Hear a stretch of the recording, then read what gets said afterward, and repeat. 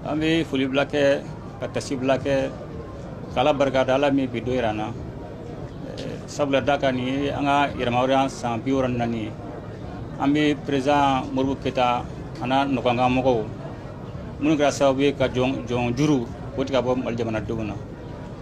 ɲinan fɛti bɛ kɛ hukumu kɔnɔna la an b'a kɛ jamanadenw ka sabali ani ka muɲu kɔnɔna la ani an ka jamana ka yiribali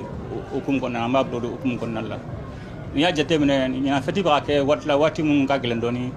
a bɛnna ni waati min y'a sɔrɔ an bɛ jatigɛwale kɛlɛ la ani an b'an ka jamana yiribali la sabati o jatigɛwale kɛlɛ an ye nɔgɔ bɔ a la sabula da kan an y'a fɔ a jatigɛwale a kɛlɛ bɛ kɛ an b'a kɛlɛ kɛ bi an b'a kɛlɛ kɛ sini fo an ka jamanadenw ka lafiya n'i y'a jateminɛ an ka jamana saba fara ɲɔgɔn kan n'o ye Burkina Niger ani Mali mun b'a to an bɛ se ka jɛ k'an ka jugu ninnu kɛlɛ cogo min na ɲɔgɔn fɛ ani k'an ka jamana yiriwa